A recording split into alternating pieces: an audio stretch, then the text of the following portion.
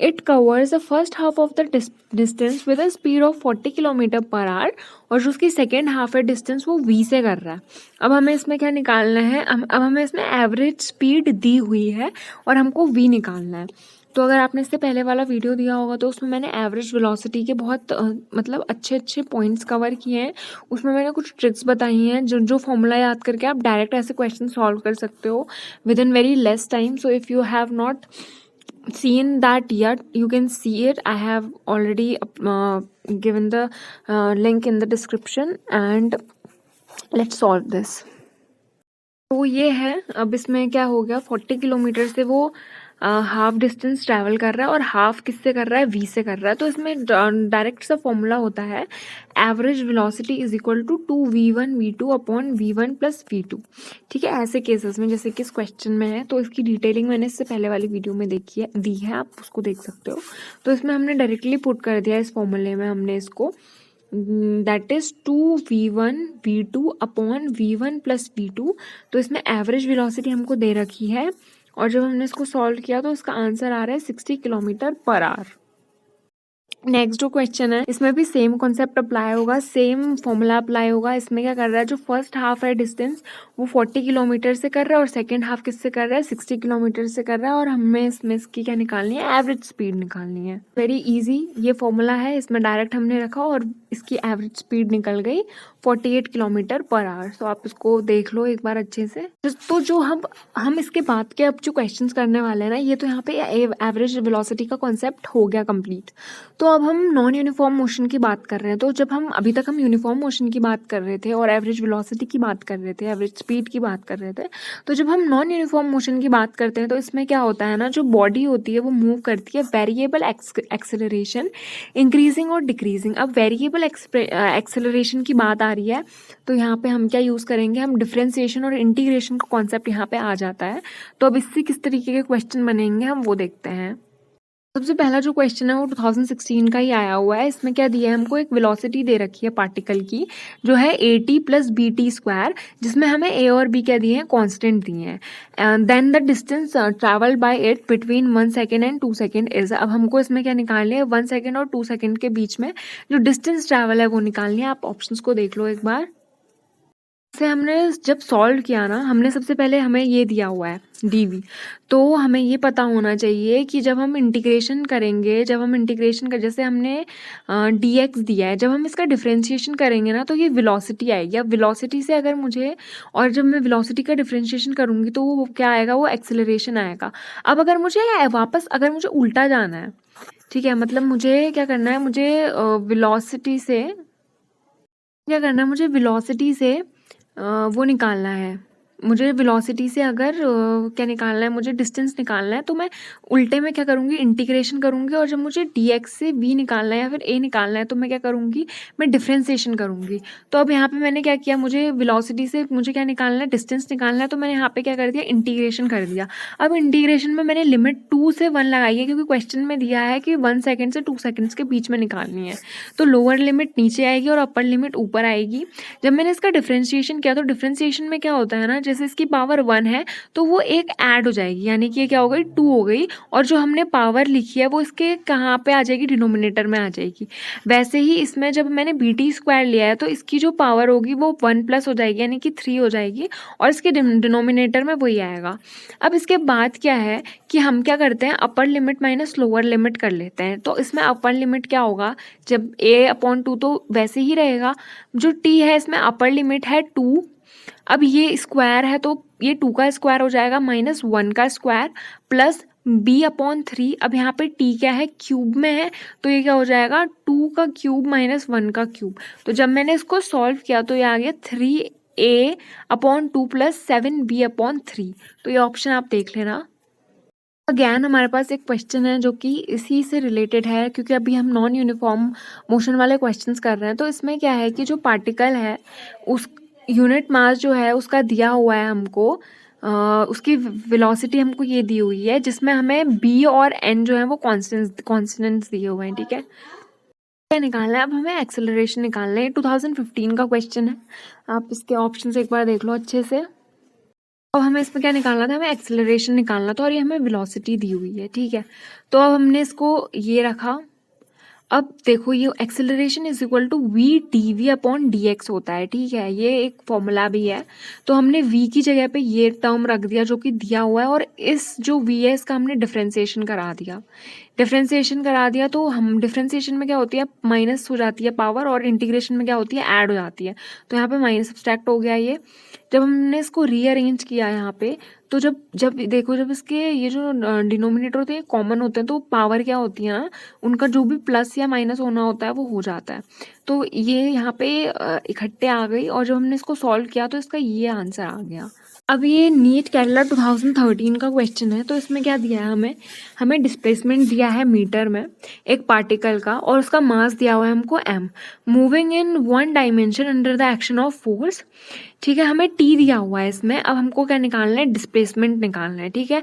When its velocity is 0, एक बार आप इसको खुद करने का ट्राई करो, ये बहुत ईजी डिफ्रेंसिएशन लगा हुआ है इसमें। अब जब हम इसको सॉल्व कर रहे हैं ना, हमें ये क्वेश्चन दी हुई है, तो पहले हमने रीअरेंज कर लिया इसको, हमने इसको इधर भेज के t-3 कर लिया, रूट x आ गया। अब जब हमने दोनों साइड स्क्वायर कर दिया तो ये क्या आ गया, t-3 का whole square is equal to x। अब v क्या है, dx अपॉन dt, हमने ये रखा, तो ये क्या है 2 बाहर की साइड आ गया, 2t-3, तो t कितना हो गया, ये यहाँ से 3 हो गया, क्योंकि जब हम ये 0 के साथ 2 को डिवाइड करेंगे ना तो ये 0 हो जाएगा। तो क्या ये इस साइड को क्या बचेगा फिर, 0 इज इक्वल टू t-3, तो इधर को 3 आएगा तो ये क्या हो जाएगा, प्लस हो जाएगा। अब हमने इसको कहाँ रखा, हमने इसको यहाँ पे जब हमने रखा तो ये क्या हो गया, x इज इक्वल टू 0 आ गया। आपका ये वाला सी ऑप्शन है, ये करेक्ट हो गया इसमें। इस क्वेश्चन को सॉल्व करते हैं। ये 2012 का क्वेश्चन है, ठीक है, पास्ट ईयर क्वेश्चन है ये। तो अब हमें इसमें इनिशियल वेलोसिटी दी है ये, और एक्सेलरेशन दिया है हमें ये। हमें क्या निकालना है, हमें निकालना है magnitude of velocity after 10 second. अब सबसे पहले ना, जब हम इसकी बात कर रहे हैं तो हमें सबसे पहले तो ये याद होने चाहिए, u+at, ये कुछ जनरल फॉर्मूलेज हैं जो हम बचपन से पढ़ते आते हैं, ठीक है, +2as, और क्या होता है, अभी इसी से काम चल जाएगा आपका। तो अब आप सबसे पहले ये मैंने फॉर्मूले बता दिए, इन दोनों में से इसमें एक लग रहा है, अब आप सोचो कि इसमें कौन सा लग रहा होगा, उसके बाद मैं सॉल्व कराती हूँ।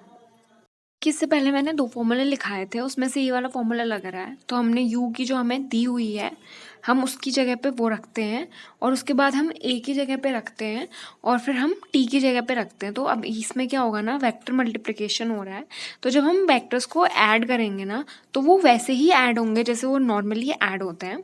तो इसमें ऐड हो गए ये, सबसे पहले 10 इसमें इंटू हो गया, तो जैसे ये पॉइंट था तो पॉइंट हट के क्या हो गया, यहाँ पे प्रॉपर 3 आ जाएगा, और यहाँ पे कितना आ जाएगा, 2।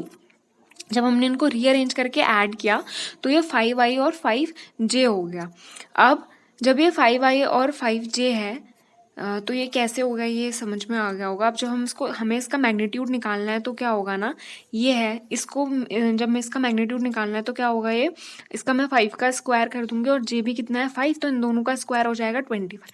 जब ऐड करेंगे तो 50 आएगा। अब ये क्या होगा, 50 को मैं ऐसे लिख सकती हूँ, 5 इंटू 2 इंटू 5, तो इसमें से 5 क्या होगा, इस स्क्वायर से 5 क्या होगा, ये बाहर आ जाएगा, और अंदर क्या बचेगा, 2 √2। तो क्योंकि हमें ऑप्शंस तो हैं जो हैं वो इस फॉर्मेट में दिए हैं स्क्वायर के अंदर के, तो ये इसका आंसर हो जाएगा।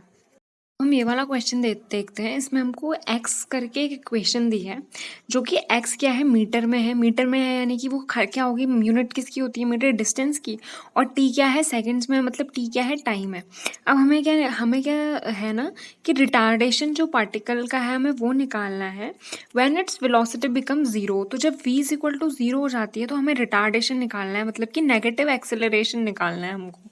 तो अब इसको कैसे सॉल्व करेंगे, इसको डिफरेंशिएशन से सॉल्व करते हैं, ठीक है। तो सबसे पहले हमको डिस्टेंस दी हुई है तो हम इससे वेलोसिटी निकालेंगे इसको डिफरेंशिएट करके, और फिर उसको डिफरेंशिएट करके हम क्या निकालेंगे, एक्सेलरेशन निकालेंगे। और जबकि हमको वेलोसिटी 0 दी है तो इस पे रख के हम क्या कर सकते हैं, हम टाइम निकाल सकते हैं। तो एक बार खुद से ट्राई करने का कीजिए कोशिश।